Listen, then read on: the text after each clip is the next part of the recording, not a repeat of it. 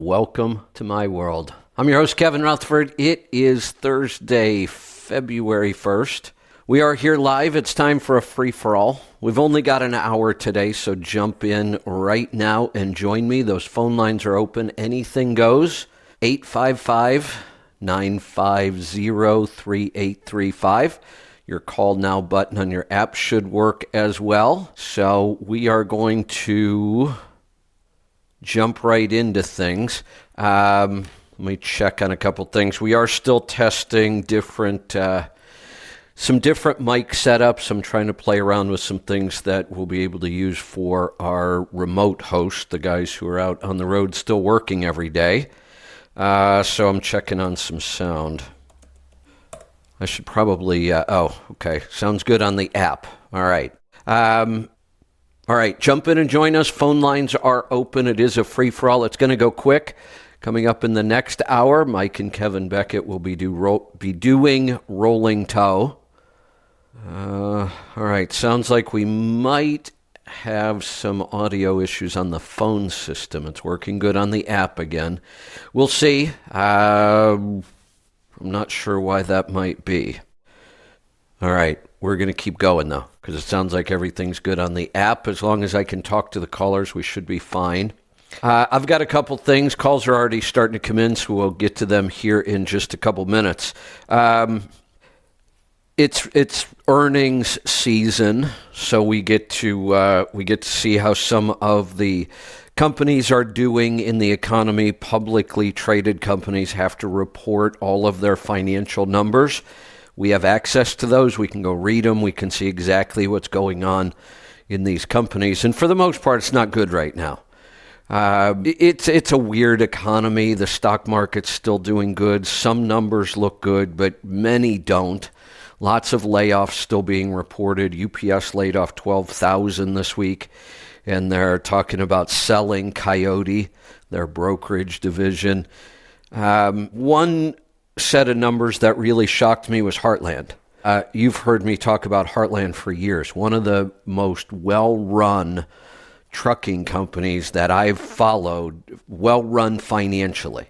Their numbers are always really strong. Their operating ratio is one of the lowest in the industry, and that's a good thing. You want a low operating ratio.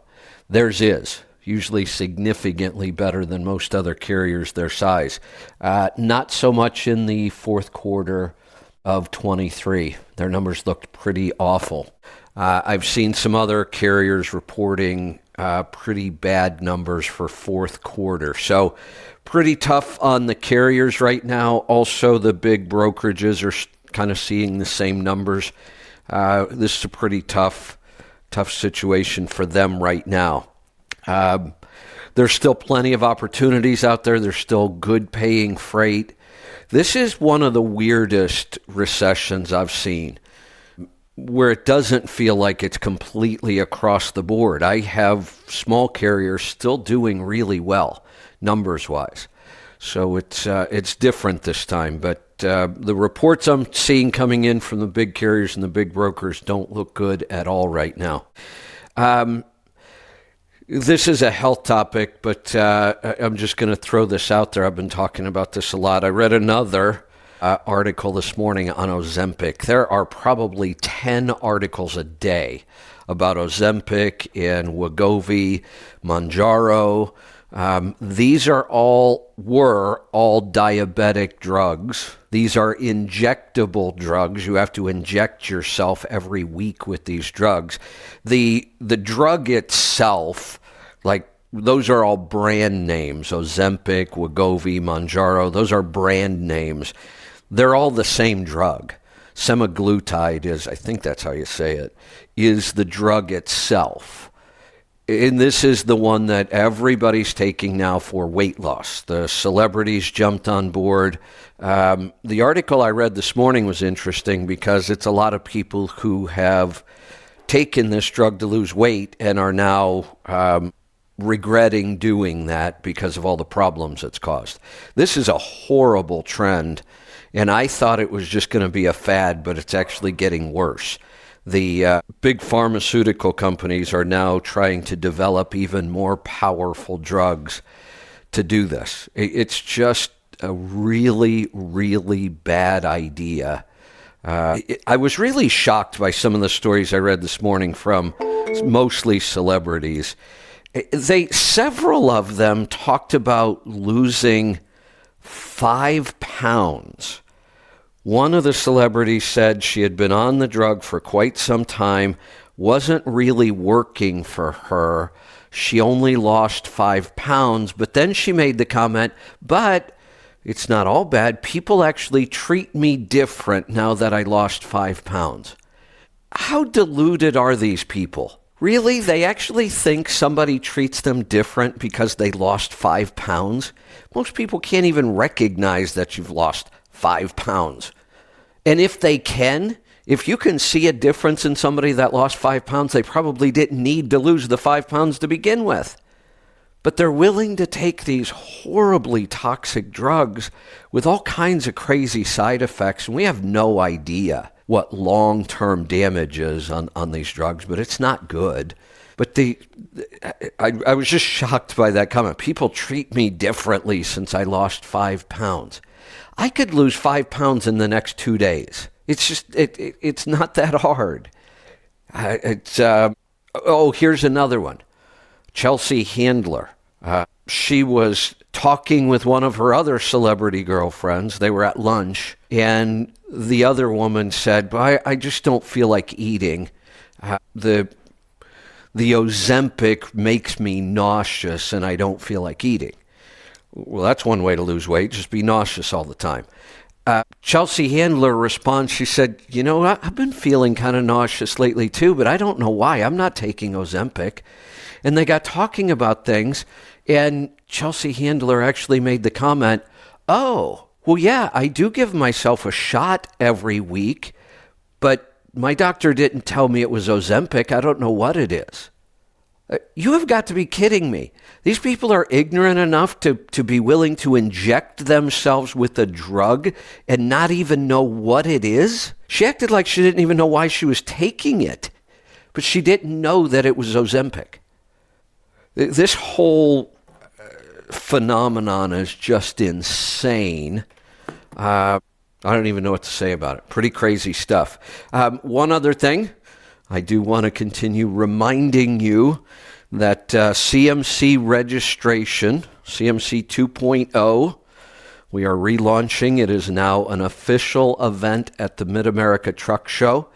We have 2 partners in the CMC now. Truckstop.com is our partner, and MATS itself, the Mid-America Truck Show, is now partnering with us to put on the CMC. Registration will be open soon. We were a little behind. Registration for MATS is already open, and during that registration process, you'll be able to choose and register for the CMC as well. That should be up soon. I know Lisa and the team have been working pretty hard on getting that done, so we'll let you know as soon as it is. But I'm trying to tell people ahead of time, we expect that this event could sell out pretty quickly. We only have 200 seats available, and this is only a $100 ticket for a day and a half. That's incredibly inexpensive for that kind of a seminar. I mean, that would typically be $500 to $1,000 ticket just for a seminar like that. There's definitely going to be a lot of good information in this seminar. You're going to get to see the big picture of the plan that we have for helping people become carriers. CMC is now Certified Master Carrier. We're going to teach you from the very beginning how to buy your first truck, how to get the business set up, and then how to operate that truck for maximum profit. How do you squeeze every penny of profit out of a single truck operation? We cover expenses, we cover revenue, we cover everything you could imagine. Everything I've learned in 40 years of doing this is being put into this program. The event at MATS is the kickoff and a preview. So you're going to learn a lot, and like I said, it's only $100. You're going to learn a lot in that day and a half, but the big program itself will go on for an entire year. Now, you'll have an opportunity right there at the event to sign up. There will be a limited amount of people we can put into the year-long program as well. I don't know what that number is. We're still working on that. The limit at MATS is because of room size and just some logistics the first time we're doing this. We want to make sure we get it right. And, if we had 500 people sign up, it would be a lot more work right now. So this first event, pretty limited, 200 seats is all we've got available. And we will be putting a limit on the year-long program as well. Now, even though that's virtual, we still have to be careful how many people are in there because you're going to get a lot of one-on-one and question time in this program. So we have to manage how many people are in there. I can only help so many people directly like that. So if you are even remotely thinking that you might want to be a part of this CMC will go on for an entire year. This will be a year-long program if you decide to go beyond the preview. We'll be doing live webinars with Q&A and lots and lots of information.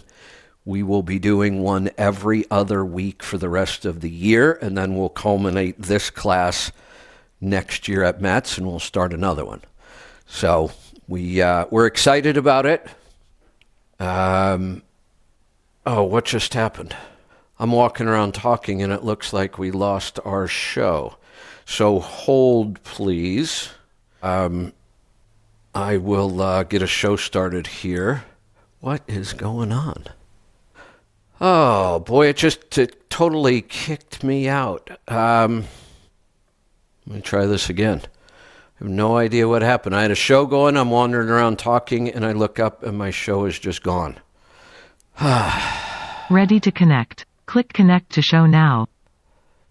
You are connected as the host. Welcome, host. You are now in the host room and can manage your callers from the Callin Studio web interface. All right, we'll try this again. I'm still live on the app and you're still hearing me, but our phone system decided to kick me out for some reason. All right, I'm not going to talk about all of our technical issues. I'm tired of talking about them. I'm tired of fighting with them. Any day now, we are getting very close to starting our beta testing. We did run into one small issue. Programmers are working on it, so we're back into the phone system. We had calls in there. They dropped, so you're going to have to redial back in.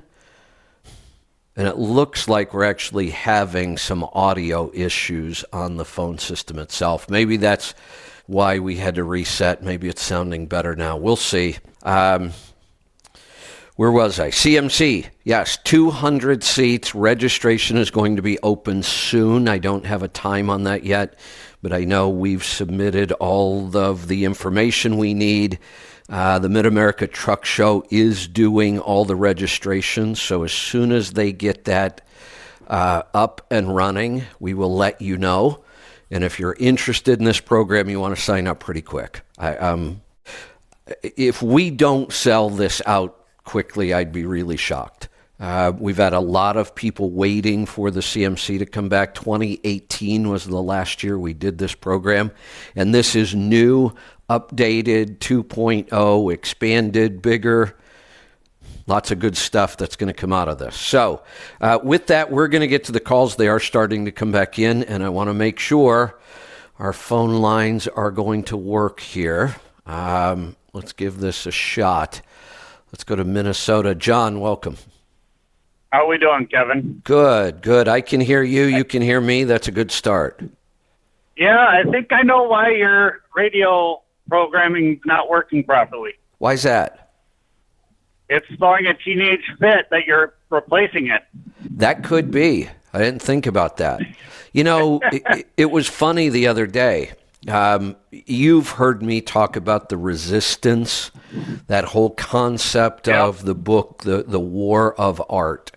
The concept behind the whole book is that when you are working on important projects, things that could improve other people's lives or improve things, or when you're creating art, like a writer writing a book or a musician writing a song, when you're creating these things of value, that there's this phenomenon that happens that he refers to as the resistance.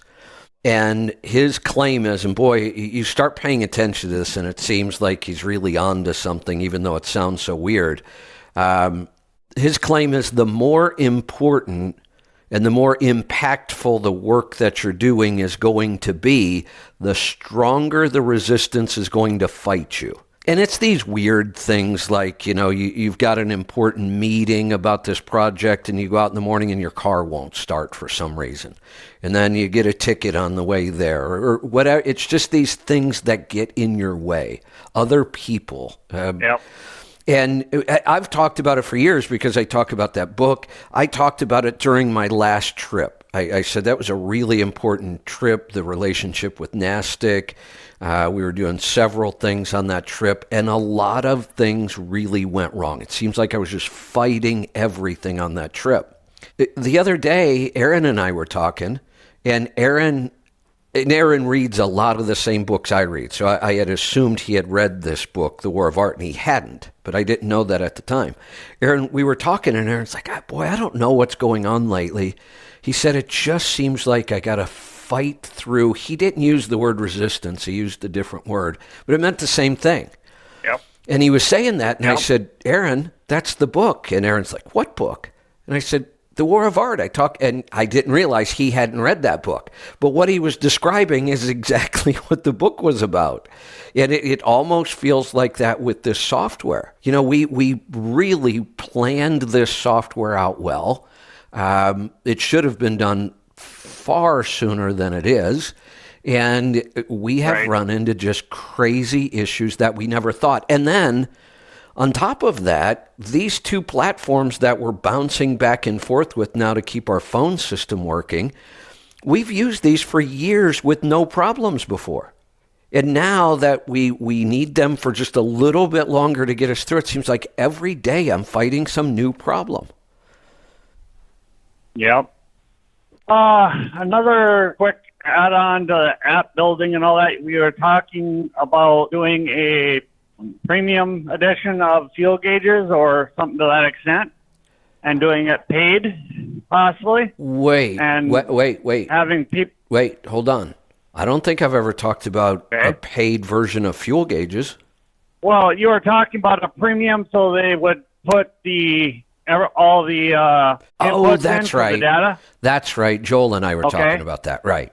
Okay. Right. And at that point, if you do that, and whether you do paid or whatnot, but as a add-on to that, you could use my idea of the oil consumption tracking and the DEF tracking inside of that new fuel gauges app. DEF tracking, I think, is already on the list, and oil tracking, that is a good one.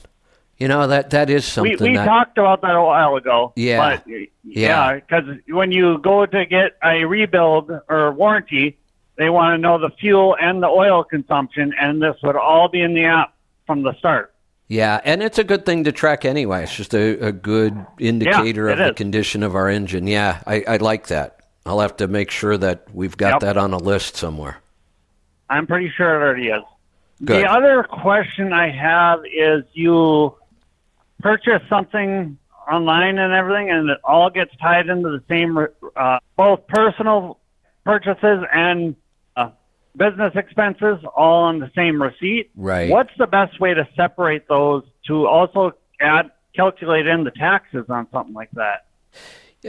So this is a good point, and a lot of people don't bother with the tax, but you should. This is no different whether it's online or a Walmart receipt. At the store. Yeah, a lot of times we see people go shop somewhere. Look, in the grocery store, if you were to buy paper and pencils for your business, that's deductible. It's a business expense. Doesn't matter that you had $300 worth of groceries and $10 worth of business stuff. That's still deductible, and you should keep track of that. I mean, the only system Right. I know of, there's no real way to automate this or make it any easier that I'm aware of. You just got to go through the receipt, highlight the business stuff, add it up, and then if you understand how to use the percentage function on your calculator while you're doing this, and you know your state sales tax percentage, you can just calculate that on your total deductible stuff right then. And then you just make those, if you're using profit gauges, you just make the entries into whatever category they are. If you bought oil, you could put it under maintenance. If you bought office supplies, you could put it under supplies, whatever it is. That's the only way I know. You got to manually go through, highlight them, and then recalculate the tax on that percentage. Yep. So, okay, I was just wondering about that because I'm switching over to doing my own accounting. Good. My wife's done it, so I didn't have the numbers in front of me all this time, and so now I'm doing it myself. So I can keep track of the numbers and be able to recite them back to you. So I think that's really smart. You know, I've seen, well, look, I experienced this firsthand when I started my accounting service. And we did everything. People sent us all the receipts, all the settlements. We did it all. And I was so excited. And we did that for years. And I realized that at some point when I was trying to work with people to get them to improve their numbers, I realized they had been paying us for years to do their accounting, and they did not understand their own numbers. And we created a secondary program back then where you could use our software just like you can now, but you did the data entry. Originally, Profit Gauges, I built that for us. That was our internal accounting system that I built so we could do better. And then we decided we should make this available as the software program itself and encourage people to do their own. Now, when we did that, and we convinced about half of our accounting clients to do it on their own, we took a huge financial hit. I mean, when they were paying us every month, they had to pay us, quite a bit of money every month to do that. And we encouraged them to just do it themselves because it was better for them. And we took the financial hit, but immediately we started seeing a big difference between people doing their own accounting and people having us do it. The biggest advantage to having us do it was at the end of the year, it was done. You didn't have to worry about it for taxes. That's nice, but nobody was really understanding their own numbers. And when we realized that, I said, I don't want to do this anymore. I want to help people do this right and understand their own numbers. And eventually we got out of the accounting business completely, and now we just make the software available and we'll train people, we'll help you with it. But we really think that small carriers and owner-operators should be doing their own accounting. It's not that hard. It's really simple. It doesn't take that much time, and it makes a big difference in how much you're going to understand those numbers and how they're affecting your business. Yep. Well, thank you much for those questions or answers, and hopefully you can get through the resistance fairly quickly here and put those teenage brats to bed. There you go. Good stuff. All right. We're going to continue on with the calls. Looks like the phones are working. We're going to go to Florida. Matt, welcome. Good morning, Kevin. What's on your mind today? Already got two comments. First, the receipts with co-mingled expenses between business and personal. Yeah. If you are incorporated, I highly recommend you do not do that. Oh, Go through the hassle of ringing up two separate receipts at Walmart, paying one with your personal credit or debit and the other with the business. That's a good point. There's something else we've kind of been working on in the background. I don't know if I've brought this topic up before with some of our partners. I don't know if we'll ever do anything with this or not, but it's always a possibility. And I've always recommended, whether you're incorporated or not, keep your personal and business finances as separate as possible. Have a business-only credit card. If you're going to use credit cards or debit cards, have one that's business only. Have one that's personal. Yes, Sometimes you got to ring things up twice, not that big of a deal. That is a much, much better way of handling this. And you're right, for incorporations, the IRS kind of tells you have to keep those separate. Now, having them on the same receipt, I've never seen it be a problem because you are separating the accounting part of it, but it's just a better idea to keep it separate. Now, the thing we've talked about, we have talked about creating a business credit card for owner-operators tied into our accounting, where if you use that business card, your accounting would be almost automated. It would flow right into profit gauges and populate itself. And we've talked about that with a couple other partners. I don't know if that would happen or not, but it is a good idea to have a separate business account and credit card. Yep. Yeah, like you say, if you are a sole proprietor, they really don't question a lot of that. You're just creating a paperwork hassle. Right. But if you're incorporated, yeah, it's not that you can't do it, but you really should. I actually have a monthly paper, it's just I don't know what I'd even call it. It's just a list that I call petty cash. Yeah. So anytime, a couple dollar thing here, whatever I pay cash for, so there's always a record of what the business spent, and it always balances at the end of every month. Yeah, perfect. So second is the resistance. And I know, everybody listening knows what you're struggling with the phone lines and technology and all that, but it's not something we deal with, so we don't really understand it. So I'd like to give an example of that as a truck driver or, as a business owner. Yeah. Getting your own freight, customer direct. It's amazing the amount of work you can put in for months and actually get everything all lined up. And then something like for me, it's a dedicated weekly thing. Yeah. The new customer I had lined up for a southbound haul for direct freight, everything was perfect, went through all of their huge, it's, when you go direct, you're talking right. Contracts and all the fees of late fees. And, brokers have it too, but it's nothing like a direct customer. Correct. Just to come to find out, we can't do it because they will not receive it on the date I need to deliver it. Isn't that, and the bigger the company you're trying to work with, the more of these kinds of problems and issues you will face. Most of our partner companies, when you think about it, are not big companies. We have a couple because sometimes you just have to. It makes no sense to partner with a small load board. Load boards need size, they need scale. The two big ones are the most popular for reasons. We're not going to deal with a small company that makes tires. That's just not how that part of the industry works. So we've had to partner with big companies, but I'm not wild about it. And here's part of the reason. You don't build a relationship with a company, a corporation. You build a relationship with the people that work there. And the bigger the company is, the more likely those people will not stay in the same position. They'll move all over, and then you have to start all over again with a new relationship. But it's just necessary sometimes. But you're right. That's a good example of how you can put that much work into something and in the end get nothing out of it over something that simple. Yep. Yeah, and just that other example, so I think I'm coming up on 5 years, maybe 6 years, with my direct customer out of Florida. And I have been through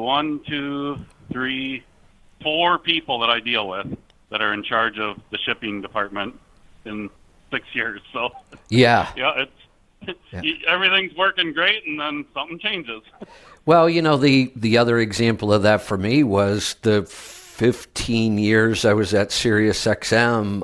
I'd have to go back and count, but I'll bet in 15 years I must have had 8 or 10 different program directors. They would just come and go. I had one that he was the program director, and I set up an appointment to just spend some time talking to him and getting to know him. And before the appointment came around, they had already replaced him. Yeah. So yeah, the resistance is real. It is real, the and harder and bigger the project is, and the more it shows its face. yeah, and the book is really worth listening to for anybody. I hesitated ever recommending that book because it's about a writer. I mean, it's written by a writer, obviously, but he writes all kinds of other things. He's written screenplays, he's written other books, and he talks about the war of art, his art writing books and what kind of things get in his way. But it really applies to anybody, anywhere, doing anything. It's really not about the writing or the art. It's about this concept that the more important the work is we're trying to do, the more you can expect roadblocks and problems, and it does seem to be true. I mean, I see it in my own life constantly. If I'm just taking a break from things, just kind of coasting and not really working on anything new, I don't see any kinds of problems. But then when I'm working on something that could really have an impact on our business and on other people, boy, it seems like the resistance wakes up and shows up. And I've recommended this book before, just a fictional book, a long and good story, and explains the resistance in there pretty well too. Stephen King, 11/22/63. Oh yeah, and that's the date Kennedy was assassinated, and the characters in that book and how they're trying to change history basically without giving the book away, and how the resistance fights them the closest to doing it. So I'm going to ask you a question. That was a cool example in there. Yeah, I'm going to ask you a question about the book, and I'm going to warn people ahead of time. This will kind of give you an idea of what the book is about. So if you don't want to hear this, turn it off for a couple minutes. So when did you listen to the book, Matt? I bet you it's been, sometimes I think, 2-3 years ago, but it's probably been 5 or 6.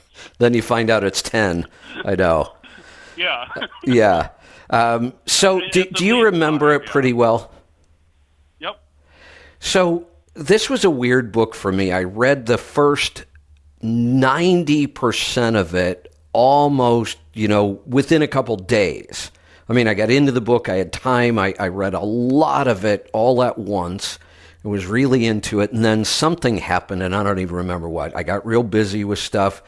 In the last 10%, I kept kind of just reading here and there, a couple minutes when I had time.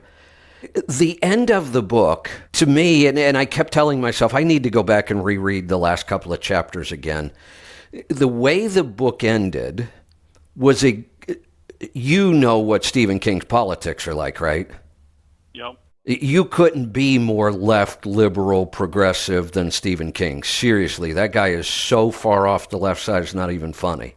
And it used to be I didn't care because I really enjoyed his books. He's really talented. He's an excellent writer. That's changed. I'll talk about that in a minute. But I understood what his politics were. Most recent book. What's that? I just finished Holly, the most recent book. Okay. All right. So, we'll talk about that next. We'll talk about that, yeah.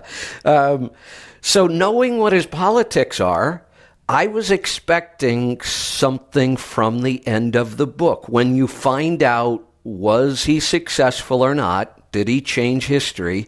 I was expecting a certain outcome based on Stephen King's politics. Was it the exact opposite of what you expected? Yeah, because,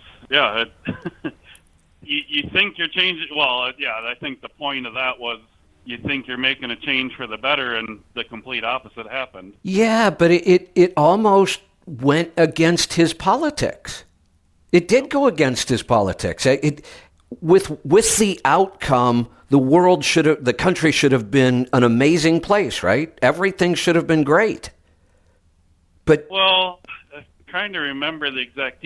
But the reason I think in the book he gave that it turned out so bad was, how do I don't know what I want to say. I don't know how much I should give away. Just go ahead and give it away.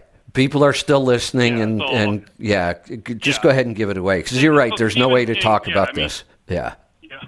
he writes very sci-fi and just weird out there stuff. So the book is about time travel. Right. And the guy goes back and saves Kennedy's life. Then when he comes back to the current time, everything has gone to hell. Right. But he says because Kennedy lived, I think Kennedy won the re-election, but then after that, Barry Goldwater won, who really was kind of labeled as a libertarian. Right. But because Kennedy served a second term, that swung everything hard to the right afterwards, and that's what destroyed the country. Oh. So it does actually follow his politics. Okay. See, like I said, the last correctly. 10% I just kept reading in bits and pieces, and it just wasn't making sense to me why he would write the ending like that, knowing his politics. But I guess maybe if that's how it happened, it makes a little more sense. But I fully expected, once I knew that he actually succeeded in the story and saved Kennedy's life, that everything was going to be wonderful, and when it wasn't, I'm like, well, that was a weird ending.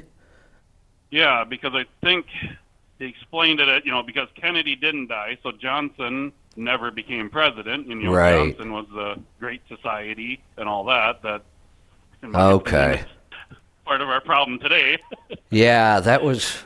So, But it was it was a really good book. Now, I did something on this last book that I almost never do. I have this weird thing about if I start a book, I'm going to finish it. And I've gotten away from that. I used to be, that was an ironclad rule. If I started a book, I was going to finish it. Yeah, I don't do that anymore because I just have too many books to read. This one I ended quickly.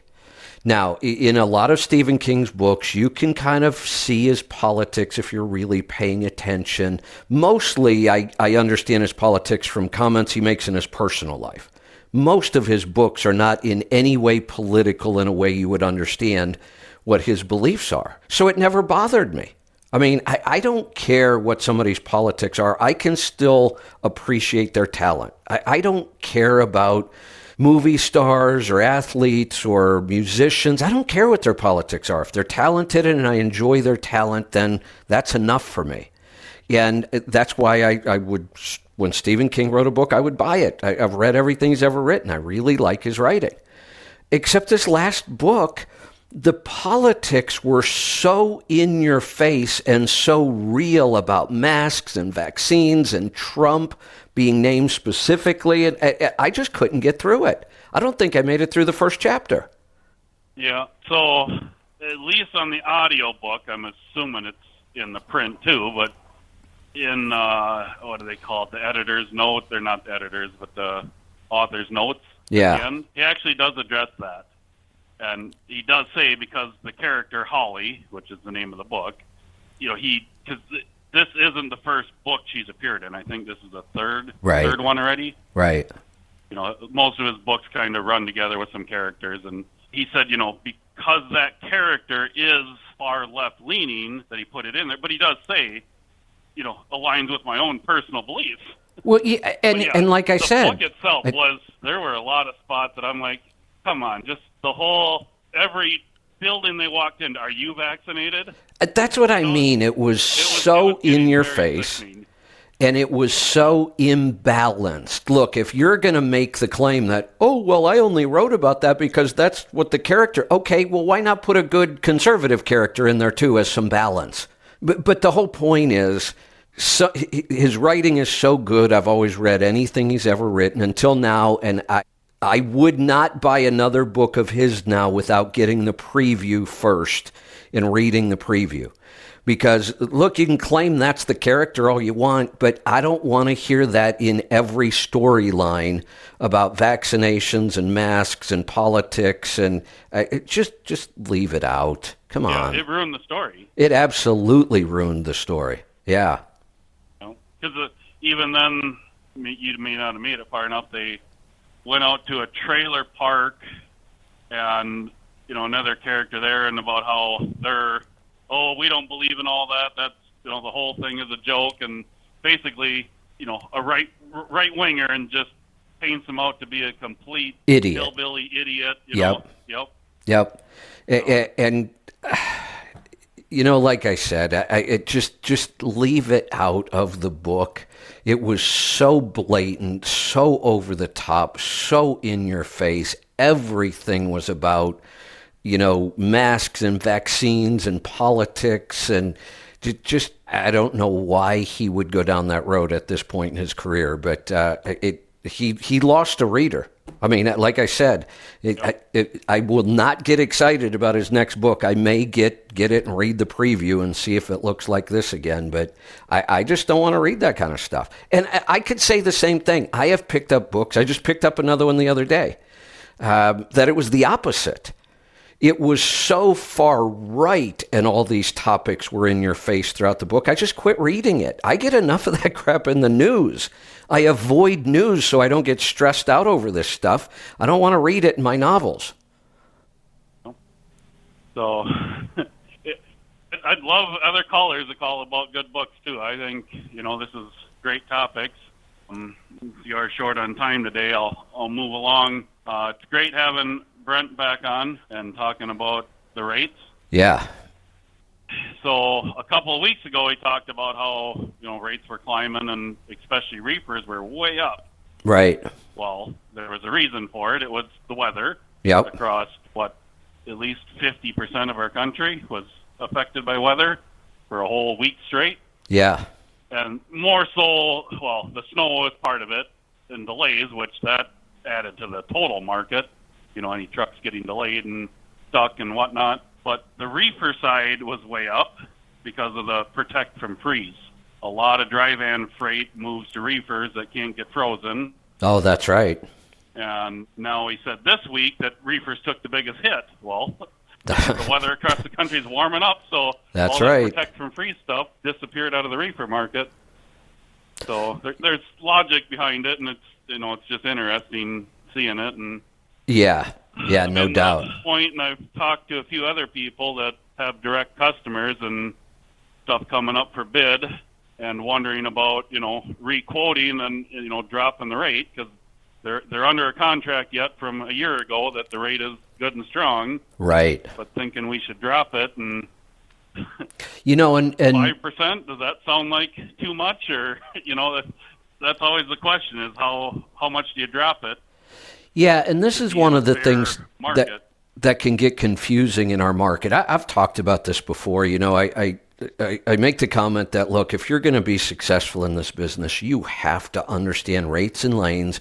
You have to understand supply and demand and know that's what drives all of this. But it's complicated.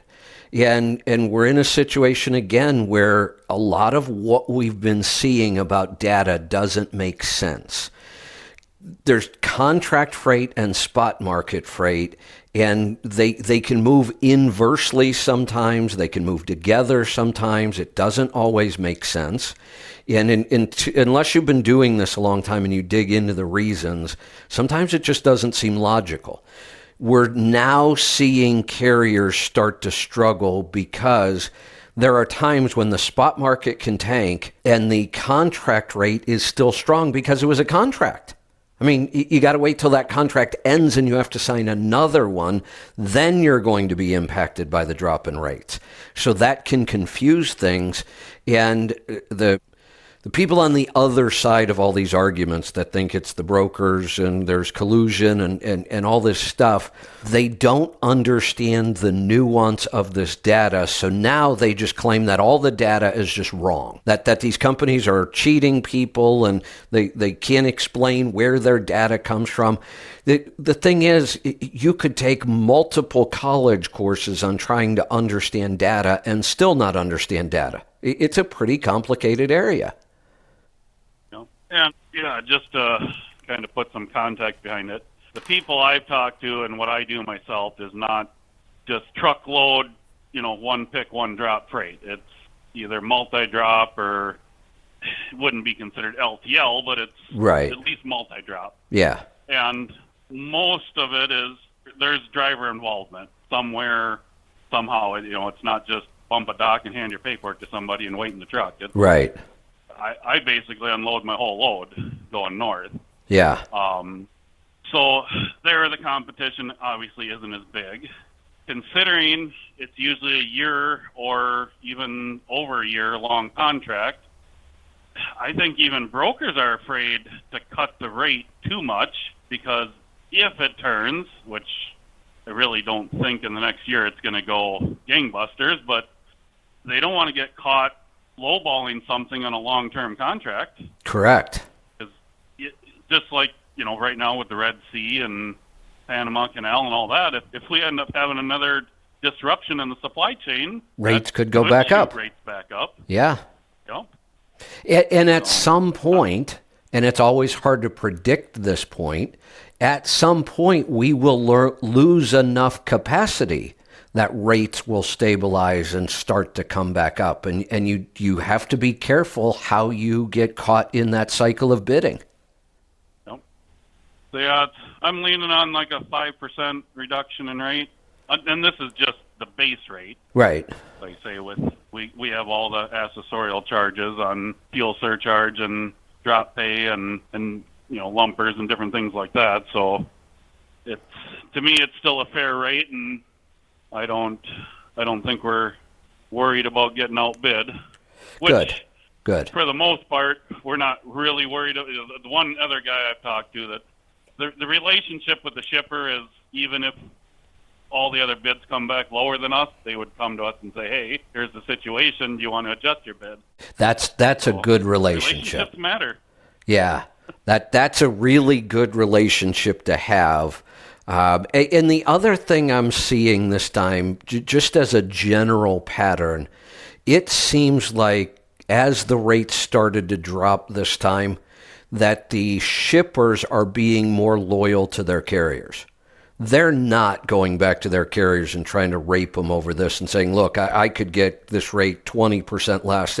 They do seem to be staying more loyal to their carriers this time. Well, and especially, like you say, I'm reefer, so it's on-time delivery is a huge ordeal. Yeah. On the shipper side, that, people complain that, a broker says we're getting fined for this or that if it's late. No. Yeah. You should read the contracts that they have to sign with the shipper. That's right.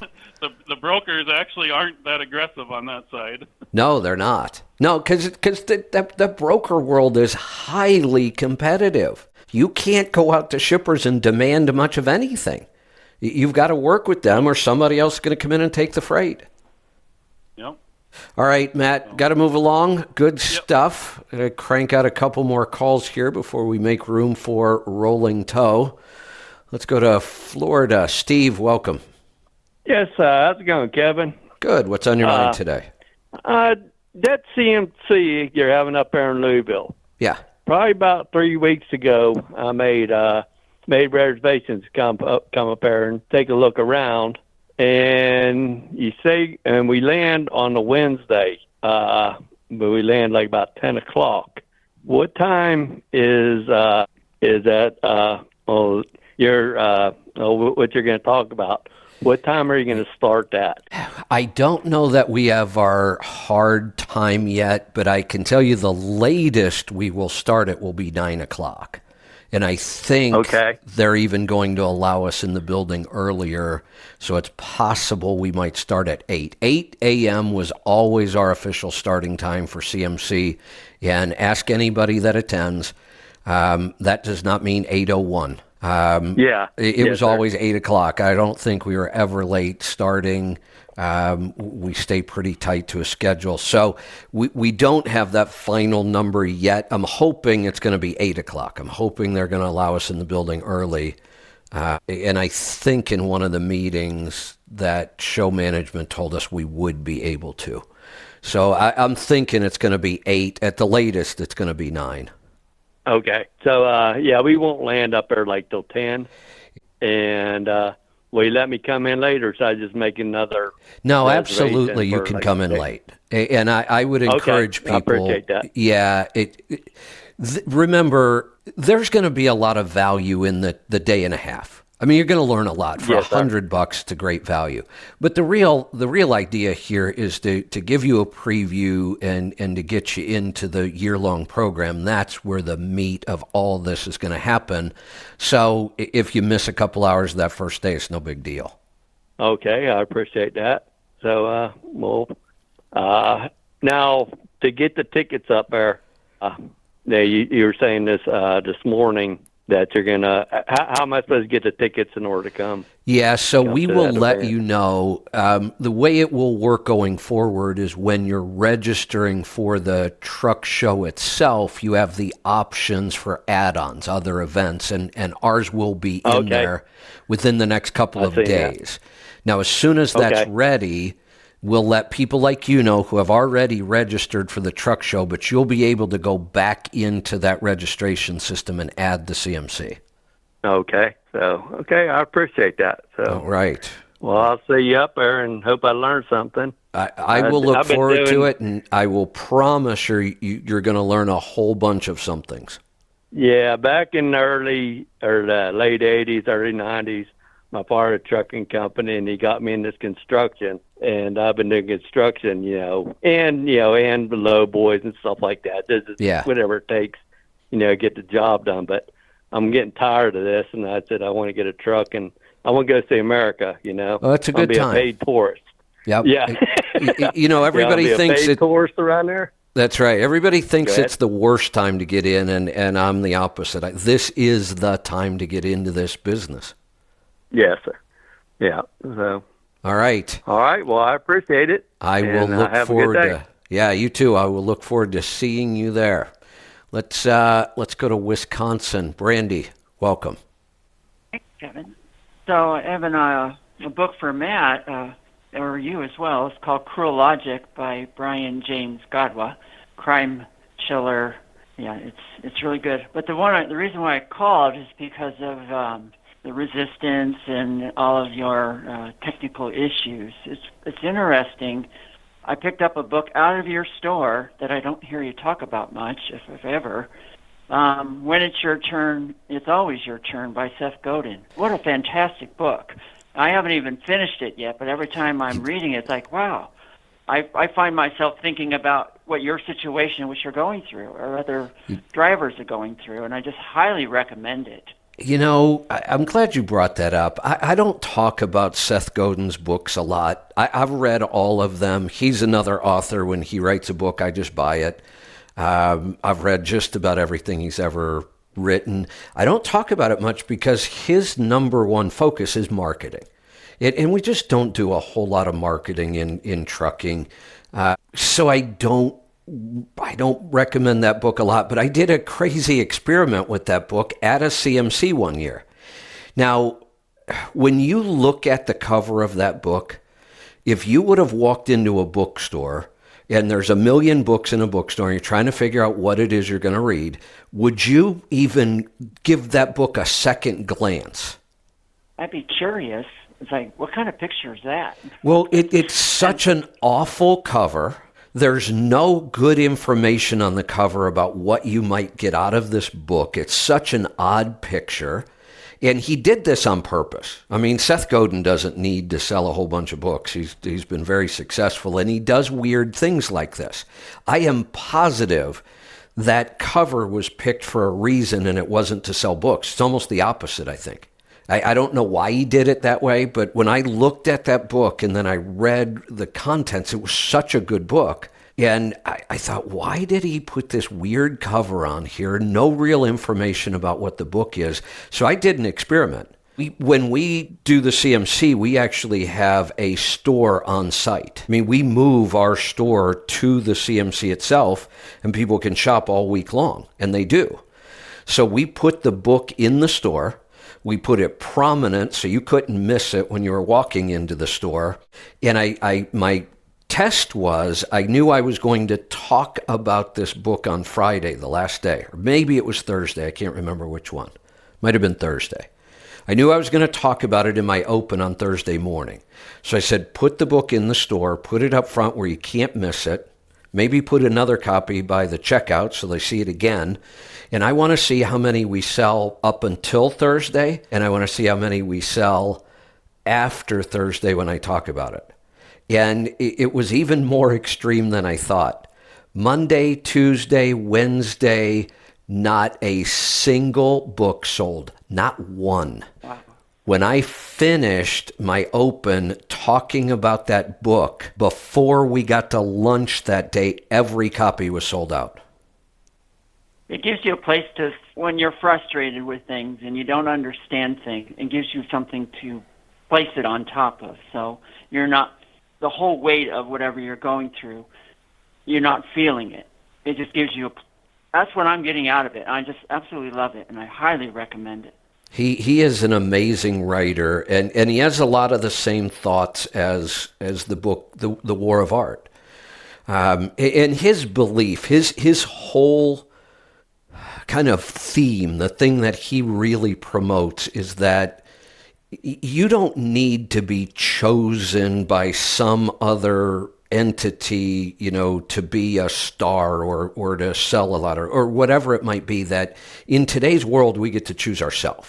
The title of the book, What to Do When It's Your Turn, and it's always your turn. You get to choose when you want this to happen.